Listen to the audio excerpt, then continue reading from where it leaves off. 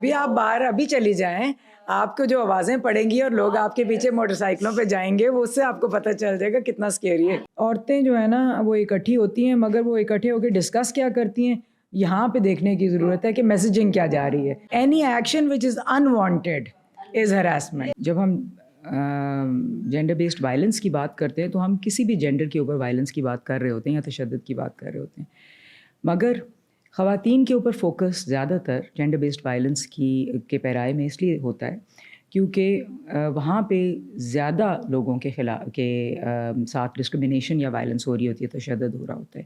پاکستان میں اگر آپ دیکھ لیں تو آپ کو نمبر ہی بتائیں گے کہ خواتین تعلیم میں بھی پیچھے ہیں، وہ ایسٹ اونرشپ یعنی کہ وسائل کے اوپر جو اختیار ہے وہ ان کا کم ہے۔ آپ کوئی اس کی، چاہے آپ گھر کی ملکیت دیکھ لیں، زمین کی ملکیت دیکھ لیں، یا آپ دیکھیں کہ بینکوں کے لون کس نے لیے ہیں، تو اسی سے آپ کو پتہ چلے گا کہ وسائل کا اختیار ان کے اوپر ان کے پاس نہ ہونے کے برابر ہے، 5 سے 10% کے درمیان میں۔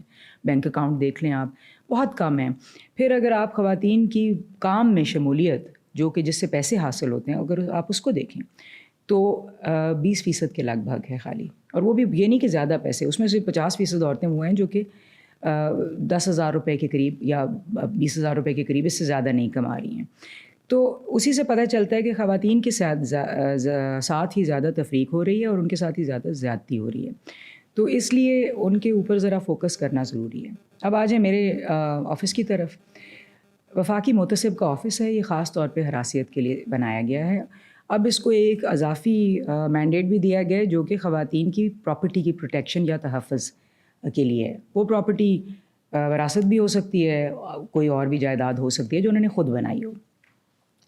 اس میں پراپرٹی تو خیر خالی ہم خواتین کی جو پراپرٹی ہے اسلام آباد کیپٹل ٹیریٹری میں اس کو تحفظ دیتے ہیں، مگر ہراسمنٹ کی درخواستیں ہمیں خواتین سے بھی آ سکتی ہیں، مردوں سے بھی آ سکتی ہیں، اور ٹرانسجینڈرڈ پاپولیشن سے بھی 2022 کے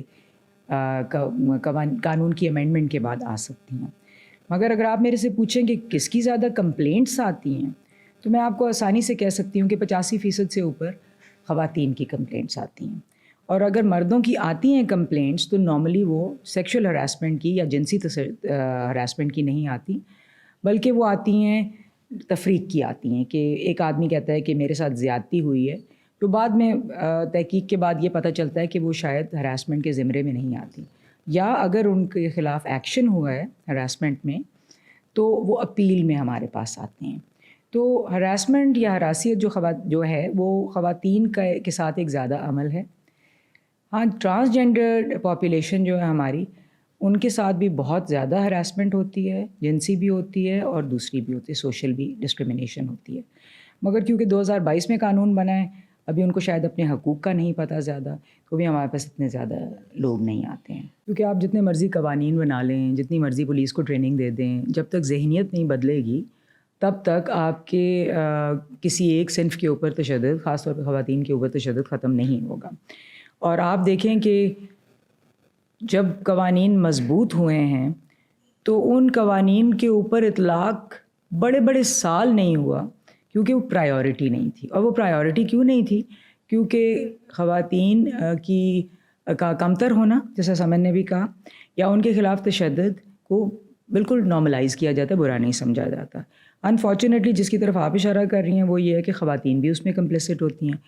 خواتین گو کہ اگر آپ ان کو، جسے کہتے ہیں نا سیلف اویئرنیس، اپنے آپ بارے میں آگاہی یا شعور دیں، تو وہ سمجھ جائیں گی کہ یہ جو میں ویلیو پاس آن کر رہی ہوں، کہ بیٹی کو کہہ رہی ہوں بیٹی مار کھاتی رہو کوئی بات نہیں، وہ ٹھیک ہے۔ اگر وہ سمجھ جائیں گی تو پھر وہ یہ بھی سمجھ جائیں گی کہ جو میں یہ کام کر رہی ہوں وہ کس وجہ سے کر رہی ہوں، شاید وہ کنٹینیو کریں۔ اور وہ کیوں کنٹینیو کریں گی ذہنیت کو یا اس فلسفی کو؟ کیونکہ اس کے پیسے بھی مرد کے ذریعے آنے ہیں، کیونکہ اس کی جائیداد بھی مرد کے ذریعے آنی ہے، کیونکہ اگر وہ اکیلی نکلے گی تو اس کا تحفظ بھی مرد نے کرنا ہے۔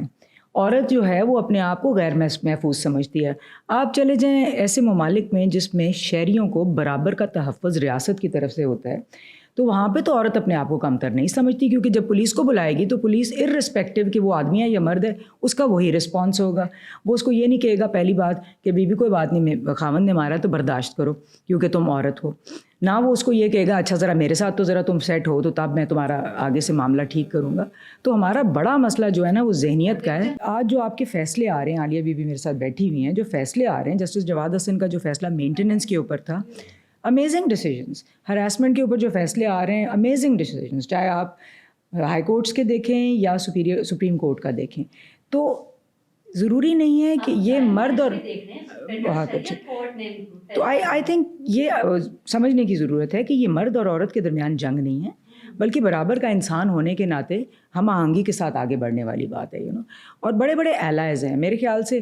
میں آج جہاں پہ پہنچی ہوں وہ بہت مردوں کی سپورٹ سے پہنچی ہوں, وہ نہ ہوتی تو شاید نہ پہنچ سکتی.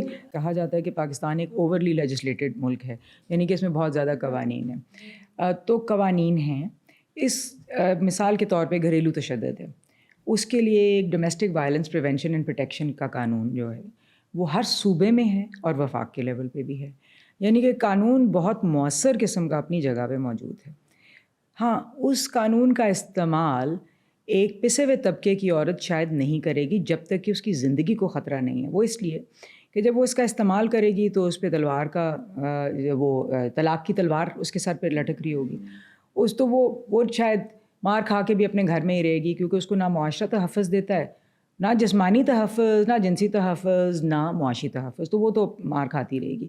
ہاں, ایسے قوانین کو میرے خیال سے اس وقت استعمال کرنا چاہیے. وہ جو بہتر, جو امیر, میں سیدھا کہوں گی, جو امیر گھرانے سے تعلق رکھتی خواتین ہیں ان کو اس قانون کا استعمال کر کے مؤثر بنانا چاہیے. مثال کے طور پہ جو گھریلو تشدد کے خلاف قانون ہے وہ کہتا ہے کہ جی اگر گھر میں تشدد ہوا ہے اور پروو ہو گیا ہے کہ آدمی نے تشدد کیا ہے تو آدمی کو گھر چھوڑنے کو کہا جائے گا, چاہے وہ اس کا اپنا ذاتی اس کے نام پہ کیوں نہ ہو. عورت کو نہیں چھوڑنے کا کہا جائے گا. آج تک میں نے کوئی ایسا مسئلہ, ایسا کوئی ججمنٹ دیکھی نہیں ہے. تو کم سے کم ہم یہ تو کریں کہ اس قانون کو مؤثر بنانے کے لیے کوئی ایک کیس لے جائیں جس کے پاس وسائل ہوں, عورت کے پاس ہو کہ میں تو نہیں چھوڑی یہ F8 کا گھر, اس کو نکالیں گھر سے, اور پھر میں دیکھتی ہوں جج کیا فیصلہ کرتا ہے. تو ایک ہمیں تو نہیں, طلاق تو بائی دا وے ہونی ہے, کہ طلاق تو ہوئے گی. مگر ایک اور کیویٹ میں دے دوں. دیکھیے, جب ایک رشتہ بنتا ہے نا یا رشتہ ہوتا ہے, اس کے درمیان ایشوز بھی آتے ہیں. آپ نے برداشت بھی کرنا ہوتا ہے, اور امپاورمنٹ کا مطلب یہ نہیں ہے کہ آپ ہر وقت ترقی بترقی کریں اور خام خواہ ریلیشن, دونوں سائڈوں کو کچھ حد تک کمپرومائز کرنا ہوتا ہے. مگر آپ نے یہ شعور دینا ہے اپنے بچوں کو, بیٹی اور بیٹے دونوں کو, کہ لائنز کیا ہیں, اس کے beyond it is not a compromise. پھر وہ فہم و تفہیم نہیں ہے, اس کے بیونڈ جو ہے وہ پھر تشدد ہے. تو یہ ایک ذرا فائنل سا پوائنٹ ہے کہ ہمیں اپنی بچیوں کو, آپ نے کہا ہمیں اپنے بچوں کو بھی سمجھانا ہے کہ بھائی ٹھیک ہے تم لوگوں کے آپس میں مسئلے ہوں گے, ہمارے ماں باپ کے ساتھ مسئلے ہو جاتے ہیں, لڑائیاں ہو جاتی ہیں بہن بھائیوں کے ساتھ, مگر کہاں پہ لائن ڈرا کرنی ہے کہ اس سے آگے نہیں بڑھنا. تو یہ بیٹوں کو میرے خیال سے آگے نہ بڑھنے والی بات ضروری سمجھانی چاہیے. پہلی بات تو یہ ہے کہ خواتین کو جو ویریس فیسلٹیز ہیں ان کا پتہ ہونا چاہیے, جس میں کہ ہیلپ لائنز انکلوڈیڈ ہیں. مثال کے طور پہ یہاں پہ ایک 1099 ایک ہیلپ لائن ہے, 15 تو ہے ہی, پولیس کی ہیلپ لائن ہے. 1099 میں ان کو کچھ تھوڑی سی معاونت مل سکتی ہے لیگل, یا پنجاب میں دیکھیں 1043 اس طرح کی حکومتی جو ہیلپ لائنز ہیں ان سے ضرور مدد لیں. پھر اب لا اینڈ جسٹس اتھارٹی ایک آ گئی ہے جو لیگل ایڈ پرووائڈ کرے گی, تو وہ اس سے بینیفٹ کریں. مگر بہت اہم جو ہے وہ ریاست اپنی ذمہ داری پوری کرے. یہ جو بات ہوئی اینٹی ریپ کرائسس سیلز کی, یا خصوصی عدالتیں جینڈر بیسڈ وائلنس کے اوپر, جن کو GBV کورٹس کہتے ہیں, جینڈر بیسڈ وائلنس کورٹس, ان کا بننا, یا SSOIUs وہ جو ہیں special sexual offences investigation units کا بننا, یہ سارا وہ فیسلٹیز کے لیول پہ بنانا. And finally accountability. آپ جتنی مرضی ٹریننگ کرا لیں, جب تک آپ ان کی پرفارمنس ایویلیویٹ نہیں کریں گے ان پیرامیٹرز کے اوپر یا ان چیزوں کے اوپر, ججز will continue to do what they are doing.